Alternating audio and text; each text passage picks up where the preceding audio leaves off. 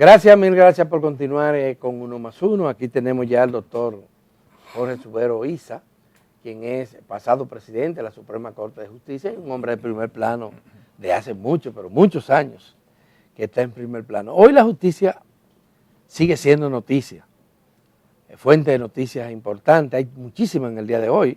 Una de ellas tiene que ver con el avance de uno de los juicios por corrupción que se está ventilando en los tribunales. Usted vio ayer, magistrado, la decisión del juez de la séptima Cámara de Instrucción del Distrito Nacional que envió a juicio de fondo. ¿Cómo van estos procesos a su juicio? Ha habido a veces controversia entre jueces y fiscales, pero en sentido general, ¿cómo usted ve el proceso? Bueno, yo creo que los procesos, primero gracias por la invitación, yo creo que los procesos van avanzando. Lo que pasa es que todos los procesos componen de etapas y las etapas son lentas. En los procesos principalmente de corrupción son procesos muy complejos, pero la decisión del juez ayer es una manifestación de que la justicia está haciendo su papel. Lo que pasa es que la justicia es poco fotogénica, o sea, yo no conozco un país del mundo, incluyendo Estados Unidos, donde hagan una encuesta que le pregunten a la ciudadanía si está conforme con su justicia y que sea positiva. Todos, porque no es fotogénica la justicia, porque es cuestión de intereses. Pues en el caso, por ejemplo, de los fiscales con los jueces, son relaciones de tensión y es constantemente. Ustedes recordarán que en los 14 años y medio que yo estuve al frente de la Suprema Corte de Justicia, el único que daba la cara por los jueces era yo. Y peleé con todos los procuradores generales de la República, con todos, sin excepción de Abel Rodríguez del Orbe hasta el último de Radamés Jiménez. Constantemente habían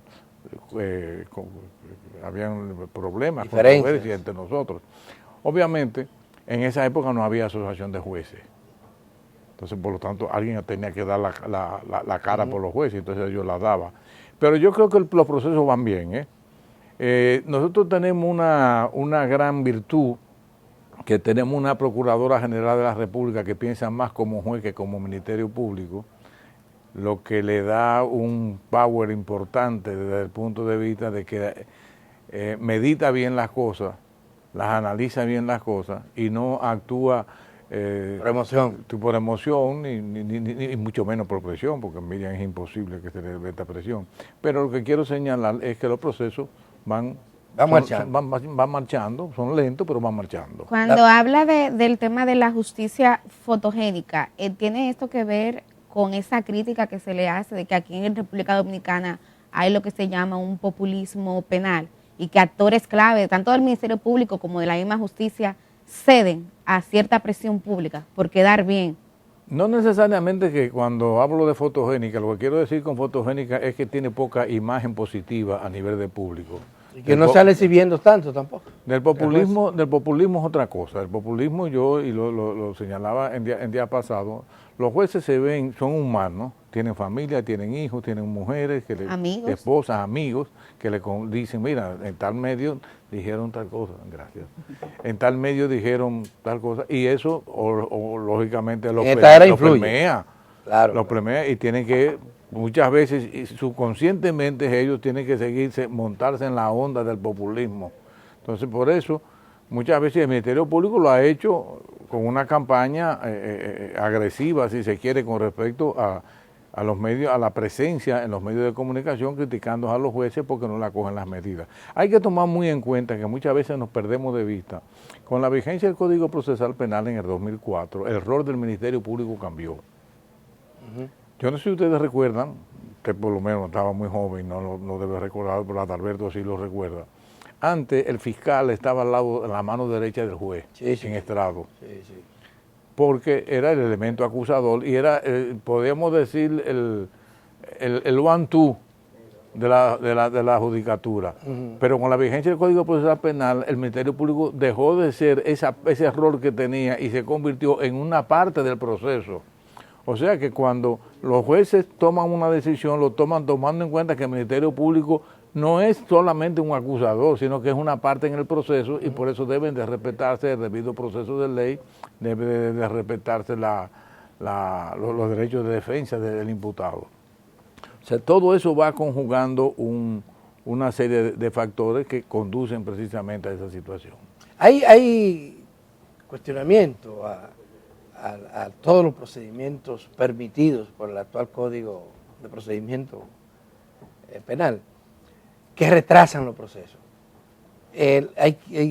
Oí a Jenny Berenice decir que ese código había sido elaborado por la Defensoría Pública, porque es todo en favor del acusado, o le da demasiado potestad al acusado y retrasa los procesos. ¿Qué usted piensa? Mire, yo pienso que pueden eliminar el Código Procesal Penal y con la Constitución vigente, con la que tenemos en la actualidad, es suficiente para que se respeten los derechos de los acusados.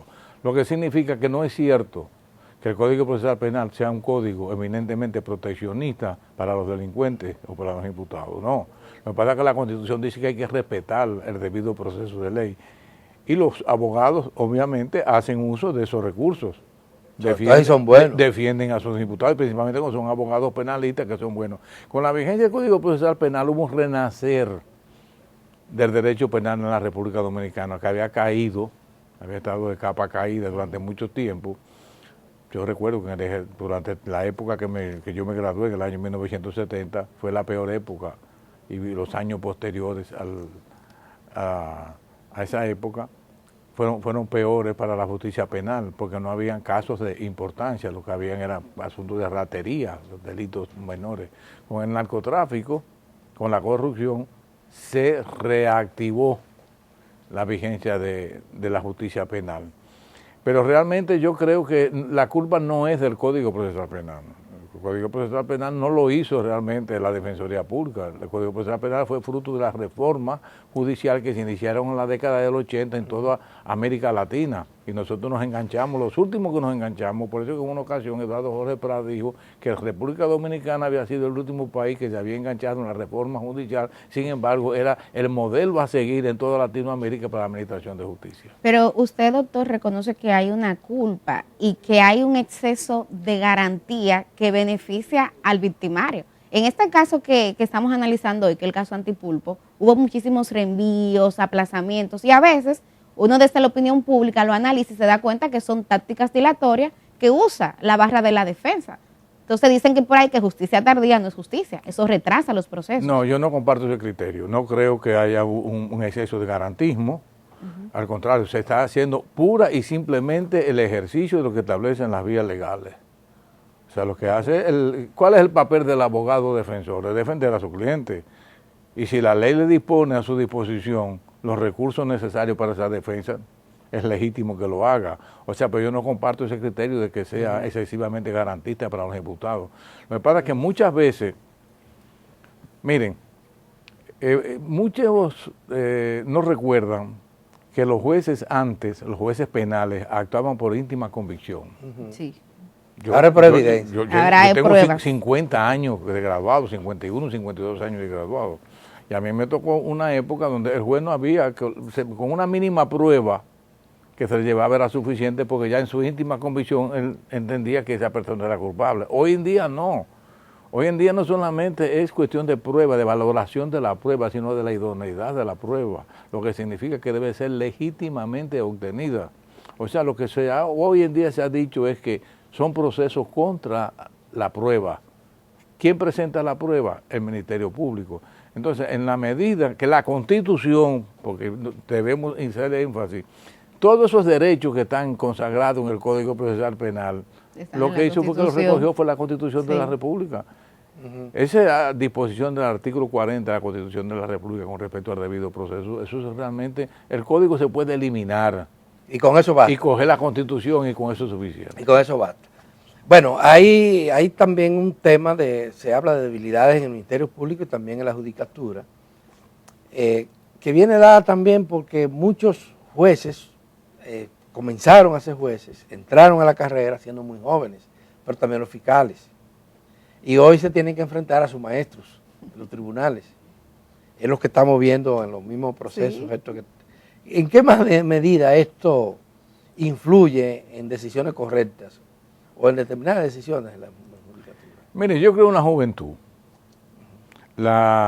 Todos los jueces en la actualidad son jueces de carrera. Ya la propia Constitución establece que para ser juez hay que comenzar por un juzgado de paz. Por un juzgado de paz, pero previo la Escuela Nacional de la Judicatura. Sí. Antes no era así. No. O sea, hay antes los políticos lo nombraban. De dedo. La excepción es los jueces de la Suprema Corte de Justicia, del Tribunal Constitucional, que es un órgano totalmente independiente del Poder Judicial. Pero el hecho de que sean jóvenes, lo importante es la formación. Pero ya no son tan jóvenes, porque muchos de esos jueces están adquiriendo experiencia, han adquirido experiencia, sí. Igual que muchos fiscales también. Es una apreciación correcta. Lo que pasa es que vuelvo con el Código Procesal Penal y vuelvo con que se cambió el rol del Ministerio Público. El Ministerio Público, y yo lo dije muchas veces y lo reitero hoy en día, el gran reto que trajo el Ministerio Público, el Código Procesal Penal fue por el Ministerio Público, porque es quien lleva la acusación. Pero ¿qué pasa? Que no se han dotado de los recursos económicos y de los recursos técnicos necesarios para que hagan la labor de investigación. Por eso es que tienen tantas trabas, por eso es que a veces van nadando contra la corriente, sí. Porque los imputados buscan buenos abogados, muy buenos, a ver, tienen dinero muy bueno, ganan buen dinero, pero el Ministerio Público gana lo mismo y no hay un extra, no hay un premio, no hay un regality, un royalty por la actuación. O sea, lo que tenemos que fortalecer el Ministerio Público. Si nosotros tenemos... ¿Y cuáles son esos recursos que necesita para el Ministerio Público para actuar, responder a las necesidades? Técnicos, humanos y económicos. Yo creo que con esos tres recursos... Falta más dinero. Más dinero. Faltan más técnicos, más investigadores. Más investigadores. Fíjense que la justicia norteamericana y el Código Procesal Penal nuestro tiene mucho de la justicia norteamericana.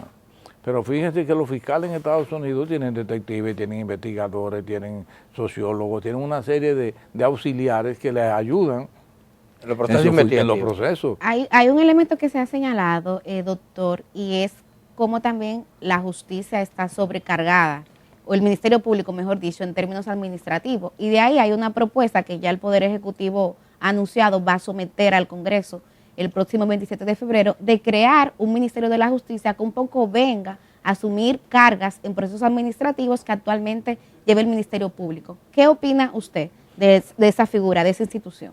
Mire, yo he dicho que todo depende del modelo de Ministerio de Justicia que se vaya a adoptar. Aquí hubo, en la época de todavía siendo Juan Bosch, presidente en el año 63, hubo un Ministerio de Justicia y posteriormente el triunvirato transfirió a la Procuraduría General de la República todas las funciones que tenía el Ministerio de Justicia. Depende del modelo que se siga. Por ejemplo, en Costa Rica existe un Ministerio de Justicia, pero es un Ministerio de Justicia prácticamente que no tiene ninguna función, porque las cárceles, los organismos de investigación, todo depende de la Corte Suprema de Justicia. En España, por ejemplo, el Ministerio de Justicia es el dueño de los vehículos, de los edificios, de todo lo que tiene los nombramientos, las promociones de la judicatura, de los jueces. El modelo que se va a seguir aquí, a mi modo de ver, me parece que va a ser beneficioso porque le va a quitar mucha carga administrativa al Ministerio Público, pero sobre todas las cosas, creo que es más importante, le va a quitar las cárceles. O sea, la función de un Ministerio Público no es administrar cárceles. El sistema penitenciario debe estar fuera de eso. Sin embargo, yo tengo dos grandes reservas con respecto a ese proyecto. La primera, que no lo dice expresamente, pero lo sospecho, es que quieren sustraer del orden judicial, del Poder Judicial, el registro de títulos, los registros de títulos que son órganos del Tribunal de Tierra, que yo creo que sería un gran error, porque la justicia tiene, según la Constitución, que ejecutar sus propias decisiones. El registro de títulos es un órgano de la jurisdicción inmobiliaria, claro. O sea, eso no debe tocarse. El segundo es que sí, eso expresamente lo dice, que el Instituto, el INACIL, Instituto Nacional de Ciencias Forenses, pasaría al Ministerio de Justicia. Yo creo que es un error, porque no se puede quitar las patas que tiene los órganos técnicos de la Procuraduría General de la República, porque precisamente es el órgano persecutor y hay que entrar a la política del Estado. O sea, pero salvo esas dos excepciones, yo creo que estoy totalmente de acuerdo con el Ministerio de Justicia. Usted hablaba de la necesidad de nueva ola o nuevas olas de reformas en el sistema. ¿Esto de crear el ministerio sería parte de eso? Pudiera ser, porque eso no es de ahora. Lo que pasa es que yo, fuera del aire, hablábamos de que aquí son cíclicas las noticias, las informaciones. Sí. Aquí se puede buscar un periódico del 45 y lo encontramos, y nos encontramos exactamente el mismo problema. Tenemos que seguir arando en ese sentido, porque ese proyecto del Ministerio de Justicia, yo recuerdo que siendo yo presidente de la Suprema Corte de Justicia, lo sometió y se discutió en las mesas de decanos de las universidades. Ellos fue que promovieron ese proyecto, pero se quedó en el aire. Después creo que Félix Bautista lo sometió. Ha habido varios intentos de someterlo. Yo creo que pudiera resultar, principalmente para descargar un poco. Y ahora estamos hablando que el Poder Ejecutivo va a enviar un proyecto. Y yo creo que lo van a aprobar y debería de aprobarse. O sea, salvo las dos reservas que yo tengo, yo estoy totalmente de acuerdo, porque va a descargar mucho a la Procuraduría General de la República y lo van a dedicar a más tiempo para la persecución del delito. Vamos a hablar de otros temas, como la cárcel, la nueva cárcel de la Victoria, pero hay que hacer una pausa ahora, doctor, con el permiso suyo.